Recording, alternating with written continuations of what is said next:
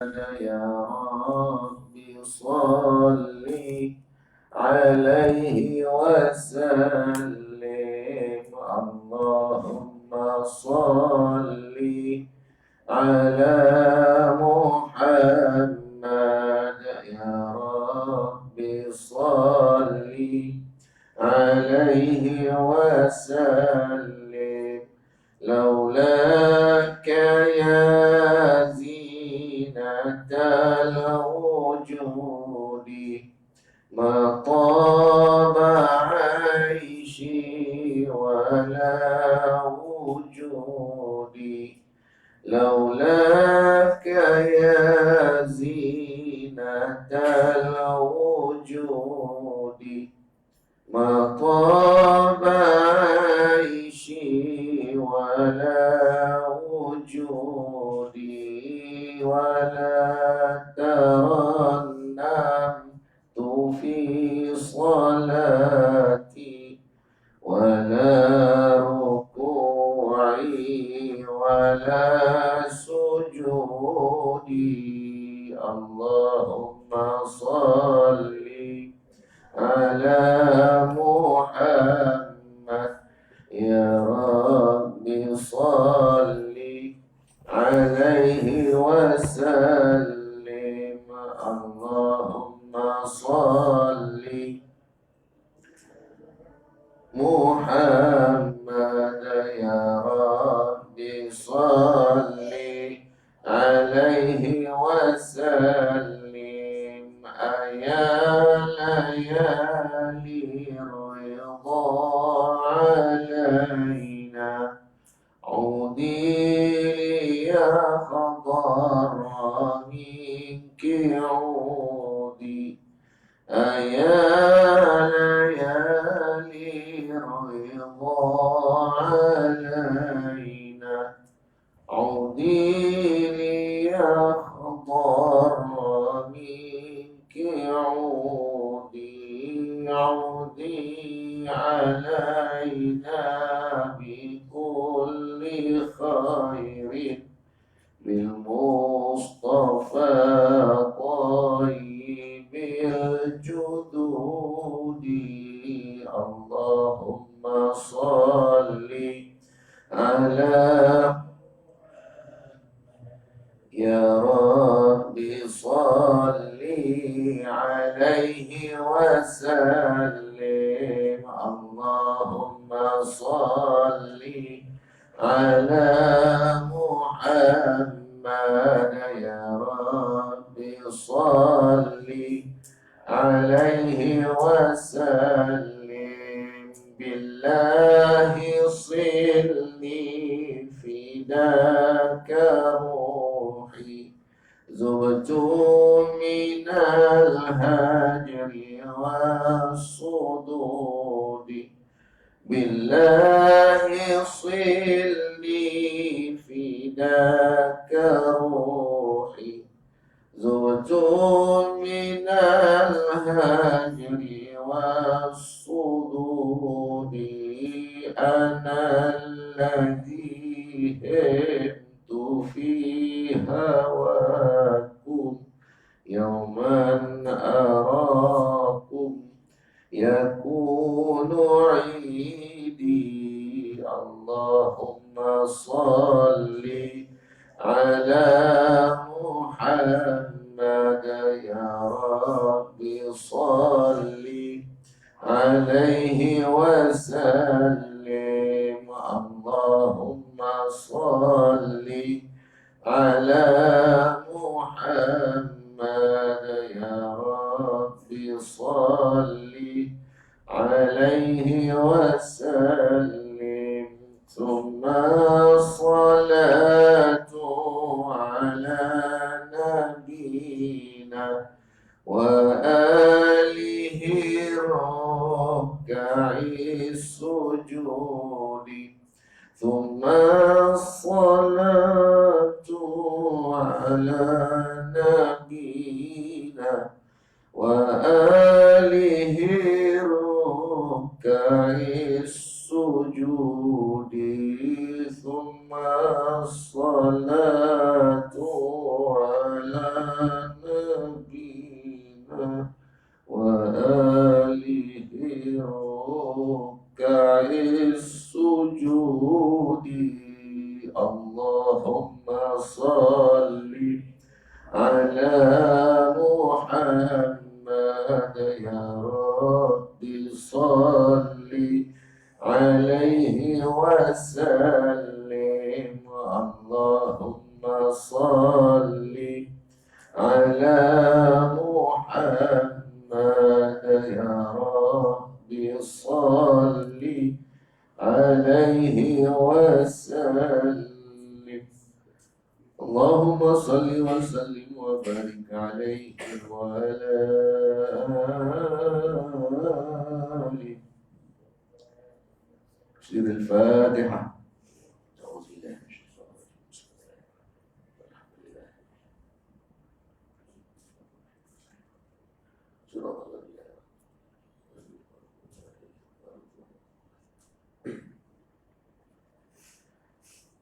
Assalamualaikum warahmatullahi wabarakatuh.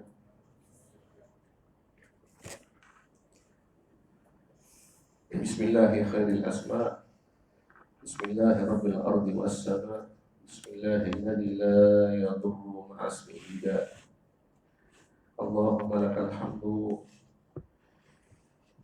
hamdan katsiran daiman mislama hamidta bihi nafsak wa la'afa ma tastawjibuhu min jami'i khalqik hamdan khalidan ma'a khuludik Allahumma salli wa sallim ala habibina al-mustafa wa rasulina al-mujtaba alladhi arsaltahu ala kaffatil wara wa ala alihi wa sahbihi wa sallim tasliman katsira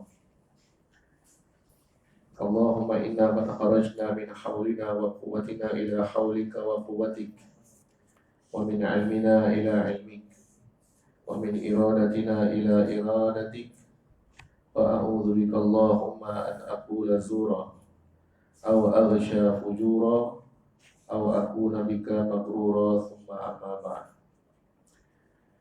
Kita menggunakan kitab Tajul Arus Al-Hawi li Tahdhibin Nufus tulisan Al-Alimul Allamah Syekh Ahmad Ibnu Athaillah As-Sakandari radhiyallahu ta'ala anhu wa ardhah. Terakhir kita dah sampai di mana? Ya. 84 85 54 Surat 54 tuan-tuan ya. Terus orang bacakan sikit tentang yang pertama. Seandainya hati anda sudah suci bersih dari segala yang berkaitan itu, sekali Tuhan anda akan menunjukkan kepada anda itu baik. Jadi bertaubatlah kepada Allah Ta'ala dan kembalilah ke pangkuannya yang berbuat amal ibadat dan berzikir Allah. Ini kerana jika seseorang itu biasa mengekalkan ibadat dan zikir Allah dan juga biasa mengatur tersebut, sudah tentu Allah Ta'ala membukakannya untuk Baik. Masih lagi dalam bab taubah, yakni membawa hati kita kembali kepada Allah Subhanahu wa ta'ala sesuai dengan keadaan kita yang sentiasa memahami ayat ini, inna lillahi wa inna ilaihi raji'un. Sesungguhnya kita semua ni untuk Allah dan kepada Allah lah kita akan dikembalikan. Segala-galanya untuk Allah, semuanya kita akan kembali semula kepada Allah. Dan pada bila mana kita kembali kepada Allah, maka kita akan kekal. Selagi mana kita tidak kembali kepada Allah Subhanahu wa ta'ala, kita akan binasa. Karena selain daripada Allah Ta'ala itu binasa sifatnya. Jadi kalau kita kembali kepada Allah, maknanya rohani kita kembali kepada Allah. Biarlah jasad kita di mana pun, di rumah, di pejabat ke, di padang ke, di surau ke, di jalan ke, itu urusan jasad, maklum. Tetapi urusan hati, urusan rohani kita bukan di tempat-tempat itu. Rohani kita bukan di surau, kalau kita duduk di surau. Rohani kita bukan berada di rumah, kalau kita tinggal di rumah. Tapi rohani kita bersama Allah. Inilah orang yang taubah, yakni orang yang kembali kepada Allah Subhanahu wa ta'ala. Sebab apa jadi taubah? Sebab apa kita perlu taubah? Sebab kita setelah kita belajar satu ilmu, yang mana ilmu itu menampakkan rasa takut kita kepada Allah, kita belum taubah lagi. Kita belajar, kemudian timbul rasa gerut, gentar dengan kehebatan Allah Subhanahu wa ta'ala. Hebatnya Allah Subhanahu wa ta'ala itu nak disebutkan bagaimana? Hebat perintahnya. Kun fayakun, jadi maka jadi. Hebat Allah Ta'ala begitu. Yang kedua, hebat dari sudut larangannya.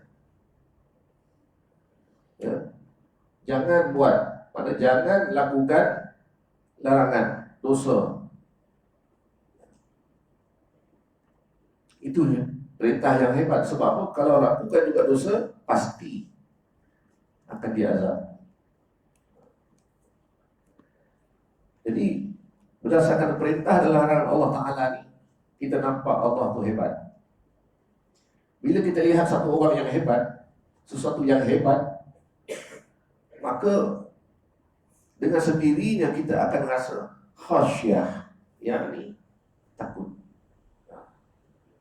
Gentar, bukan takut macam mana? Takut yang dinisbahkan kepada nafsu. Takut hantu itu takut nafsu. Ini bukan takut yang dinisbahkan kepada nafsu. Ya. Gentar, gerut, ini adalah rohani kita yang benar-benar berhadapan dengan kehebatan Allah. Dengan sendirinya dia akan rasa gentar, rasa gerut, rasa takut.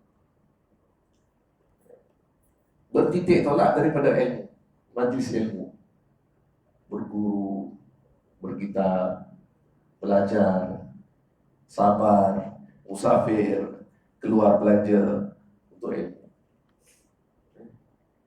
bagi masa, korban masa untuk ilmu, sediakan pakaian untuk ilmu. Jadi usaha-usaha ini akan menjadi mujahadah kita. Maka wa man jahadu fina, barang siapa yang mujahadah usaha-usaha ini, Allah akan tunjukkan jalan. Nah, jalan yang pertama sekali untuk seseorang itu masuk ke hadrat Allah Subhanahu wa ta'ala, rohaninya masuk ke hadrat Allah Subhanahu wa ta'ala, kembali ya ke hadrat Allah Subhanahu wa ta'ala dengan taubat itu. Baik. Sebelum taubat masih ada rasa takut, mesti timbul rasa itu dalam majlis ilmu, majlis zikir, majlis salawat, ya, majlis yang mulia. Sebab itu kita kena mendatangi majlis yang mulia. Kalau kita tak datang majlis yang mulia, maka otomatik kita duduk dalam majlis yang lama, yang sia-sia. Cuba kira sepanjang hari, ya, daripada mula kita bangun tidur pagi tadi sampailah sekarang, berapa majlis mulia yang kita pergi? Anak-anak sekolah, okeylah dia pergi majlis itu. Ya. Kita yang pergi dari dewasa ni pergi bekerja, ada juga majlis, ada mesyuarat, itu majlis tu. Jadi mesyuarat urusan agama ke urusan dunia? Itu jadi majlis. Kalau ada disebut di sana nama Allah, nama Rasul, ada dalam majlis itu ayat Quran sekuang-kuangnya, jadilah dia majlis yang mulia. Tapi bila duduk dekat kedai kopi, sema-sema, adakah yang dikategorikan majlis itu majlis mulia? Tidak, ya. Belum tentu lagi.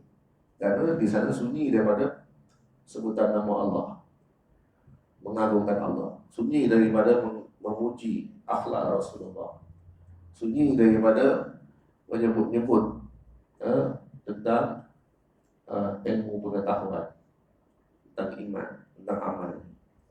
Jadi majlis tidak mencapai kemuliaan.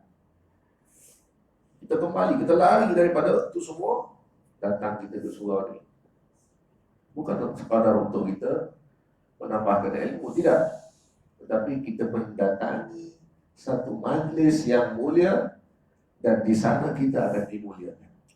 Siapa yang muliakan kita? Allah yang muliakan kita. Biarlah apa orang nak hina, biarlah apa orang nak kata, pasti majlis-majlis yang mulia, dan tuan-tuan dituntut mencari kemuliaan. Karena kemuliaan itu sudah hilang, disebabkan maksiat, disebabkan ghaflah, lalainya kita, disebabkan macam-macam masalah, fitnah dunia dan sebagainya. Maka kemuliaan kita, maruah kita semakin lama semakin luntur. Jadi di sanalah kita tidak ada nilai di sisi Allah Subhanahu Wa Taala.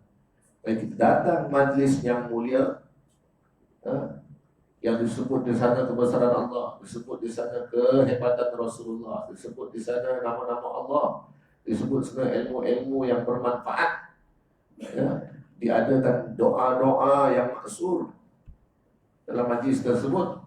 Ini Allah Ta'ala muliakan. Inna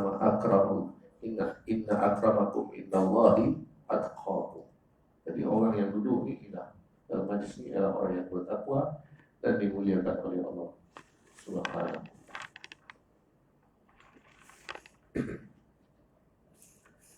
Jadi tuan-tuan para hadirin yang dirahmati oleh Allah Subhanahu wa taala.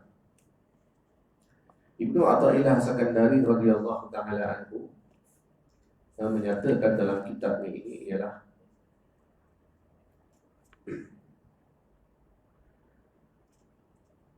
Fal-haqqu subhanahu lam yarda an takuna muhibban bal mahbuban wa aina al-mahbubu minal muhib. Fal-haqqu subhanahu, Allah Subhanahu wa ta'ala itu yang disebut oleh guru ini dalam kitab Al-Haq, itu nama Allah. Al-Haq itu nama Allah, ya. Kalau Incredible Haq itu nama makhluk warna hijau, ya. Kalau Al-Haq itu nama Allah, ya.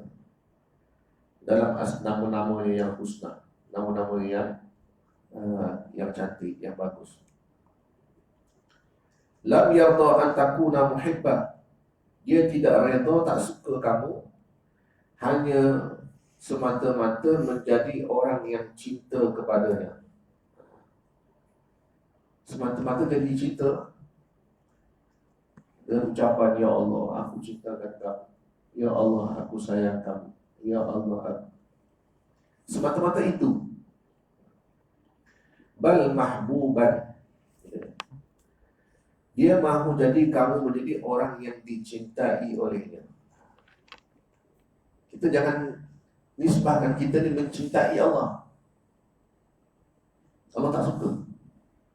Tetapi Allah, apa yang Allah suka ialah kita ni dicintai oleh Allah. Faham tak? Okey. Jangan Syekh ni bagi ingat pada kita, pengarang kitab ni, jangan kata kamu sayang Allah, tapi jadilah kesayangan Allah. Bal mahbuban wa ainal mahbub minal muhib. Dan di manakah letaknya keutamaan di antara orang yang dicintai dengan orang yang mencintai? Ya. Keutamaan siapa? Orang yang mencintai, menyayangi, orang yang disayangi, ataupun orang yang menyayangi. Manakah keutamaan? Jadi kita letakkan keutamaan kepada yang menyayangi, yang mencintai, yang mengasihi. Karena orang yang mencintai itu seseorang, dia akan lebihkan orang yang dicintai. Dia akan binasakan dirinya, akan mengorbankan dirinya. Ya. Jadi ini adalah cara seorang menyayangi orang lain. Dia tidak pedulikan dirinya lagi. Sebaliknya dia sibuk dengan yang disayang. Diberikan berbagai diberi apa-apa yang diminta, diberi apa kompromi apa-apa. Jadi sifat memberi itu adalah amal kepada cinta, amal kepada sayang, amal kepada kasih. Kalau kita nak beramal, kita gunakan ini. Inilah amalan yang pertama sekali. Sebagaimana yang disebutkan dalam hadis musalsal bil awwaliyah. Irhamu man fil qala Rasulullah sallallahu alaihi wasallam. Irhamu man fil ardi yarhamukum man fis samai. Sayangilah, kasihilah yang berada di muka bumi ini. Percaya kamu akan disayangi dan dikasihi setiap yang berada di alam langit. Jadi ini adalah amal qalbu, amal yang dimulakan daripada hati yang sejahtera. Kemudian Ibnu Athaillah Sakandari radhiyallahu taala anhu menyebut wala taqta' ya'saka wa taqul kam atubu wa anqudu fal maridu yarjul hayata ma damat fihi ruh idza taba al-'abdu farihat bihi daruhu minal jannah wa tafrahu bihi as-sama'u war rasul sallallahu alaihi wasallam. Wala taqta' ya'saka, jangan kamu putus asa. Ini yang ramai. Sebab apa ramai di kalangan orang yang putus asa? Sebab mereka bergantung pada diri mereka sendiri yang lemah. Mereka tidak bergantung harap kepada Allah Subhanahu wa taala yang Maha Kuasa. Inilah isu menyebabkan terjadinya putus asa. Sedangkan putus asa ini adalah dilarang sama sekali bagi seorang hamba Allah Subhanahu wa taala.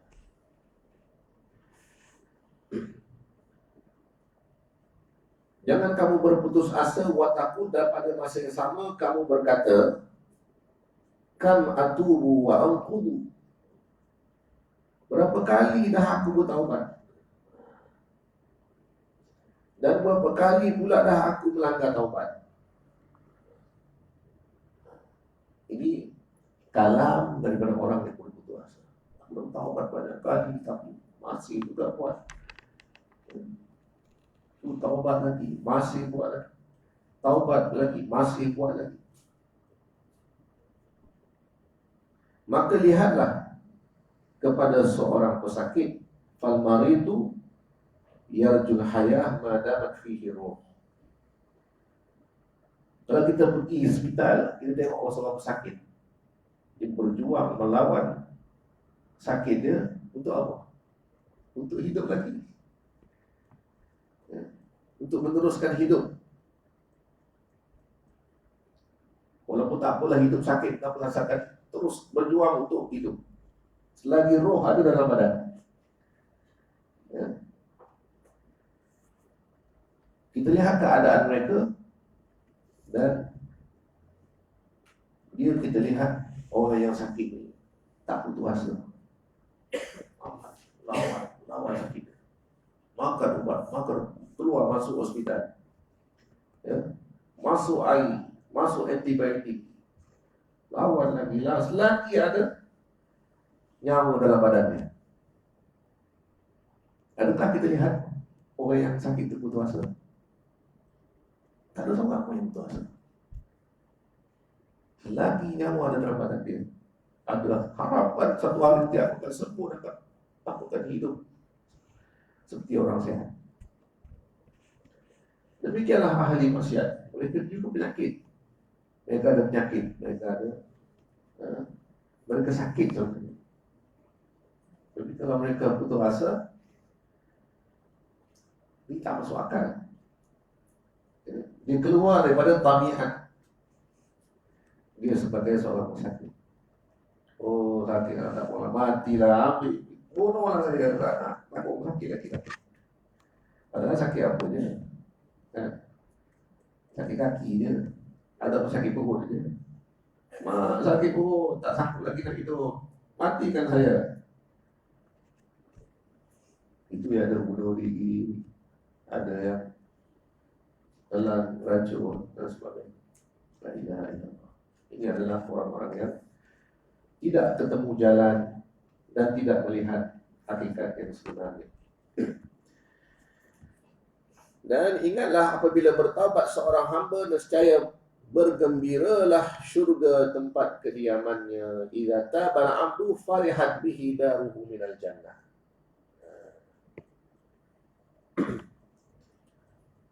Tempat kediamannya akan bergembira, yaitu syurga. Karena bagi orang yang taubat itu, orang yang bersih, dibersihkan oleh Allah Subhanahu wa ta'ala. Orang yang dikurniakan taubat. Bukannya orang yang, ya Allah, aku sudah bertaubat kepada Engkau, ya Allah. Itu bukan taubat. Taubat ini pemberian anugerah kepada Allah Subhanahu wa ta'ala. Setelah kita menjalani satu jalan yang betul, satu tertib yang betul, bermula dengan menghadiri majlis-majlis ilmu. Ini sepakat ulama, Allah tidak akan bertaubat melainkan mereka dapat ilmu dulu, dapat pengetahuan. Karena ilmu itu sifatnya cahaya yang kembali. Kita ni memang ada cahaya lah. Kita manusia ni memang ada cahaya.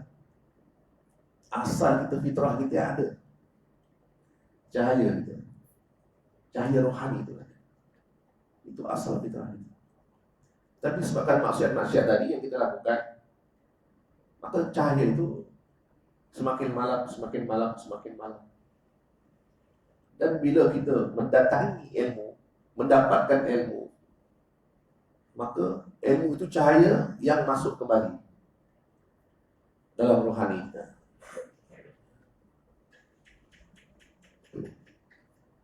Ya, bila cahaya itu benar-benar masuk dalam rohani kita, susah payah kita untuk ilmu tadi. Disitulah berlakunya taubat.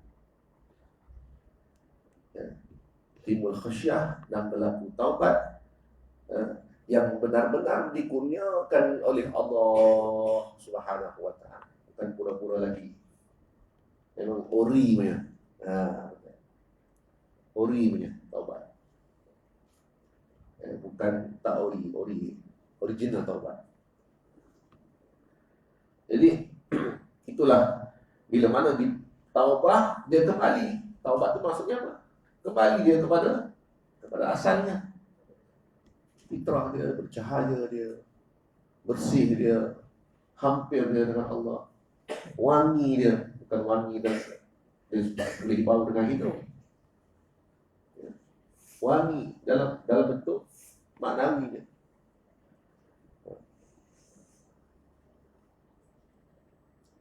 Bukan saja penduduk langit, penduduk bumi tidak mengetahui keadaan yang begitu, tetapi penduduk langit bergembira. Syurga, tempat tinggal yang abadi itu, bergembira dengan menanti-nanti orang yang taubat. Bayangkanlah betapa luar biasanya mereka yang dikurniakan. Karena kita tak boleh klaim yang kita sudah taubat, tetapi kita sentiasa mengharap Allah beri taubat.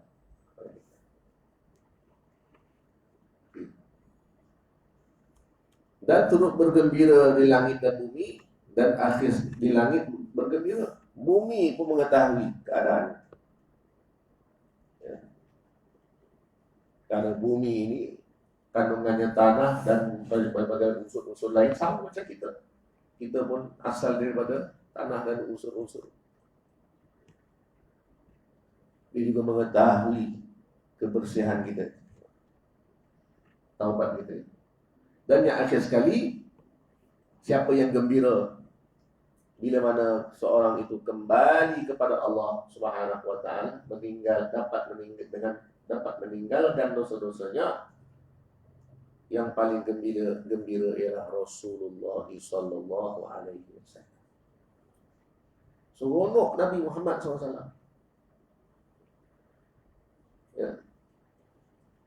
Seronok Nabi Muhammad SAW melihat seorang umatnya yang benar-benar kembali kepada Allah Subhanahu wa taala dengan tertib yang betul. Dengan tertib yang seronok Nabi SAW. Jadi apakah satu benda yang paling istimewa selain daripada membuatkan kekasih kita gembira? Ada. Bukankah Rasulullah sallallahu alaihi wasallam itu kekasih kita, kesayangan kita, kecintaan kita, ya, sanggup kita kurban kerana dia? Bukankah dia kekasih kita? Dan apakah yang boleh menggembirakan hati kita? Ini yang paling utama sekali. Kalau mak ayah tak gembira, jiran sebelah tak gembira, orang mak itu tadi masalah. Yang penting yang pertama sekali, membuatkan Rasulullah SAW gembira dengan kembalinya kita kepada Allah. Dalam istilah ilmunya, kita sudah kembali bertauhid. Bertaubat, makna bertauhid. Kita kembali tauhid. Inilah yang menggembirakan Rasulullah sallallahu alaihi wa alihi wasallam. Terhibur Nabi SAW. Sekarang ni macam-macam hiburan ada untuk menghiburkan orang tersayang. Artis tu dia nyanyi, dia tak menghiburkan sesiapa sebenarnya. Dia tidak menghiburkan orang yang disayang. Dia menyanyi untuk mencari sesuatu nasi untuk teruskan kehidupan, dapat pendapatan. Sekali jual album boleh beli satu rumah. Satu album jual, satu rumah boleh beli. Dua album jual, dua rumah boleh beli. Ini artis. Lagu semua jiwa, semuanya Masya Allah, perkataan semuanya mengkau kita. Tetapi mereka menyanyi untuk diri mereka sendiri. Kita tidak begitu. Kita melakukan perkara-perkara yang menghiburkan kekasih kita ini, walau dengan nyanyian, walau perkataan, pemberian, itu semua pemberi. Kita menyanyikan sesuatu, kita memberi dia bahagia, memberi dia rangsangan supaya dia semakin kasih. Itulah sebab dalam agama kita ini, perkara yang hiburan yang terbaik ialah hiburan yang menghiburkan Rasulullah sallallahu alaihi wasallam. Bandingkanlah dengan hiburan-hiburan yang ada, tidak dapat menandingi satu hiburan yang boleh menghiburkan Rasulullah sallallahu alaihi wasallam.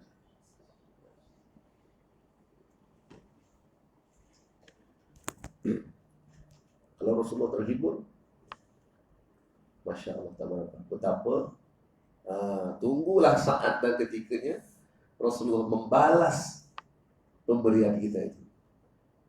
Dan sifat Rasul ni dia membalas. Salam kita pun dia balas berkali ganda. Satu salam. Itu salam. Apa lagi yang kita berikan pada Nabi SAW? Yang pun kita mampukan kita beri kepada Nabi SAW. Ini adalah hatta kita menziarahi Nabi SAW di Madinah itu pun adalah kita memberi solidariti. Ya. Kita keluarkan belanja, kita ziarah bagi Nabi SAW. Ya. Ini juga seolah-olah kita memberi. Orang yang ziarah datang ke rumah kita, mereka seolah-olah mereka itu memberi kepada kita. Walaupun dia datang tak bawa apa-apa, tapi dia datang ziarah.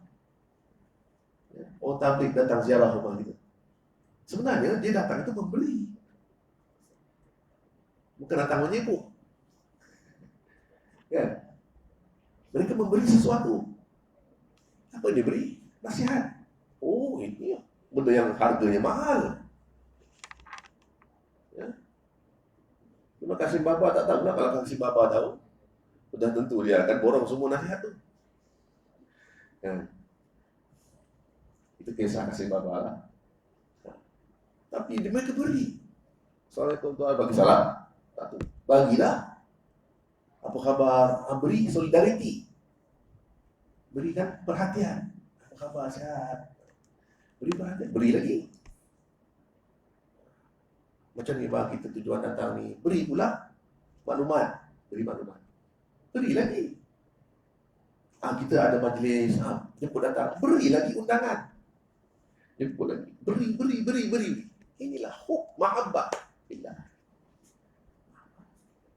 Bukan datang.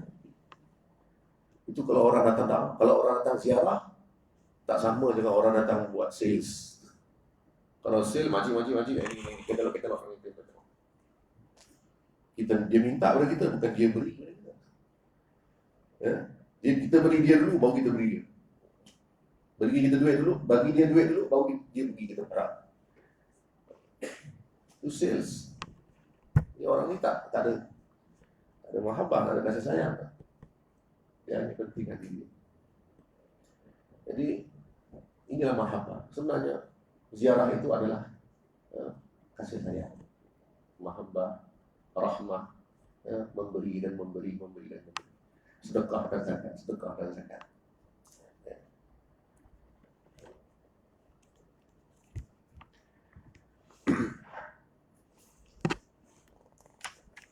Dan Ibnu Athaillah As-Sakandari radhiyallahu taala anhu menasihatkan Nabi dalam kitab Tajul Arus ini banyak nasihat-nasihat yang direkamkan oleh muridnya, seorang wali Allah. Cuma akhir sekali apa beliau kata? Fal qalbu syajaratun tusqa bima'it ta'ati wa thamaratuha mawajiduha. Fal 'ainu thamaratuha al-i'tibaru wal udhunu thamaratuha al-istima'u lil Qur'an wal lisanu thamaratuhu adh-dhikru wal yadani wal rijlani thamaratuhuma as-sa'yu fil khairat.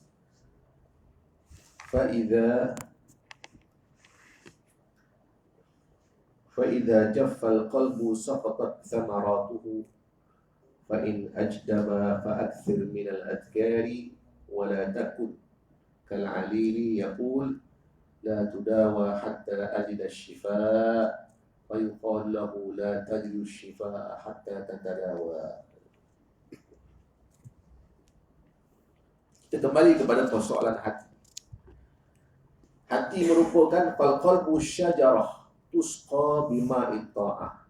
Hati itu merupakan gambaran surah kepada sebatang pokok yang disiram dengan air. Sebatang pokok yang disiram dengan air. Air apa? Air ta'at. Air ta'at. Hati. Kalau pokok disiram dengan air baja, itu istilahnya. Jadi hati seperti pokok yang disiram dengan air ta'at. Lalu bila disiram dengan air baja, air ta'at ini, dan buahnya ialah dia akan menghasilkan buah. Kalau pokok itu berbuah, kalau pokok itu berbunga, dia menghasilkan bunga yang indah. Dan bunga atau buahnya ialah hasil-hasil kedapatan yang diperolehinya. Itu hasil. Jadi taat itu mendatangkan hasil. Dan taat itu mendatangkan penat. Ya.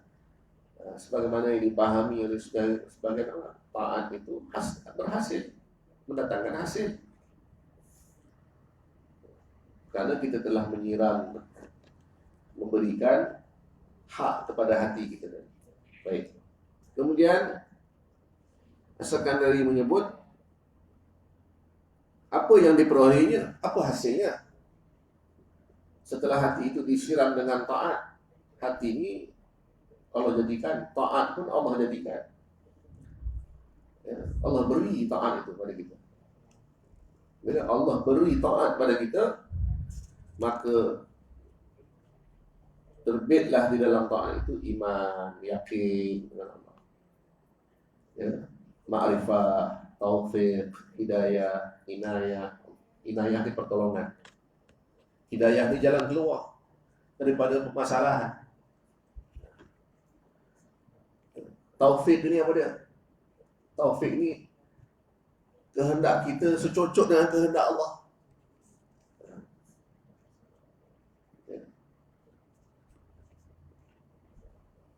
Selari kehendak kita dengan kehendak Allah, selari asalnya kehendak Allah. Ini tak orang yang dapat taufik. Muafakat. Jadi ini hasil yang sangat-sangat bermakna dan tinggi kedudukannya. Kemudian wal uzu, dan mata. Tadi hati, ini mata pula. Wal uzu wal fal ainu samaratuha i'tibar. Mata itu buahnya ialah pengiktibaran daripada yang dilihat. Macam kita lihat orang sakit tadi kan, apa kita dapat? Iktibar. Dapat iktibar. Orang sakit ni dia telah terbaring, dia menyerahkan apa doktor nak buatlah, tak kisahlah, potong ke apa ke, serah pada doktor. Totally diserahkan. Itu orang yang sakit jasad. Ya. Kalau ada orang yang ada penyakit hati, serahkan juga pada doktor. Tapi doktor hatilah. Ada ahlinya. Yang telah pun, siapa doktor hati itu? Ialah orang yang sudah pun bersih hatinya. Dalam istilah tasawuf itu yang mursyid, orang yang sudah, yang dia tahu peraturan-peraturan, tertib-tertib yang sesuai untuk mengobati hati supaya kembali pada asalnya. Baik. Mata tadi ambil iktibar. Setiap yang kita lihat ni ada iktibar. Walaupun kita tengok dinding kosong, ada iktibar sebenarnya.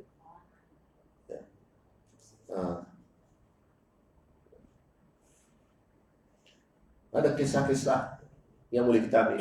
Apa kalau waktu buka Quran, baca Quran, lihat Quran, sudah tentu banyak iktibar. Setiap penglihatan kita itu ada iktibar. Kalau kita mengetahui apa yang kita lihat, dan nak mengetahui apa yang kita lihat, pertama sekali, sebelum kita lihat sesuatu, kita lihat Allah dulu. Faham tak? Kita lihat ada air ni. Ini air lah. Kalau direct kita tengok air. Tapi sebelum sampai kita lihat air ni, kita lihat Allah dulu yang menciptakan air ni. Jangan lihat air dulu. Nah, ini iktibar. Secara tak langsung mata kita zikir. Zikir mata kita. Ini asal kita dulu. Sebab apa hari ini kita lihat air, lepas tu baru kita nampak Allah yang ciptakan. Ya. Kita kemudiankan Tuhan, kita tahu bukan makhluk. Ya. Ini tanda kita ada, tapi kita ada masalah. Ada hijab. Kalau kita lihat Allah dulu, Allah, kemudian baru kita nampak air, ini kita sedang kembali pada asal hati kita percaya dan penglihatan kita yang tinggi. Karena setiap sesuatu ini adalah gambaran surah, ya. Surah atau nama-nama Allah Ta'ala. Setiap Asma'ul Husna yang kita baca tu, ya, nas'aluka ya man huwallahu alladzi la ilaha illahu, sampai as-sabur. Ya. Itulah setiap apa yang kita lihat setiap hari. Sebelum kita lihat sesuatu. Oh iya Kak Ustaz, kalau kita tengok orang mengamuk, orang marah-marah, macam mana? Sama juga keadaannya. Sebelum kamu lihat dia yang marah, kamu lihat Allah yang jadikan dia. Jadi kamu tak takutlah. Itu yang penting. Tengok dia orang, kita pun takut. Sebelum kita lihat direct pada dia. Jadi hati yang bersih, ya, di dapat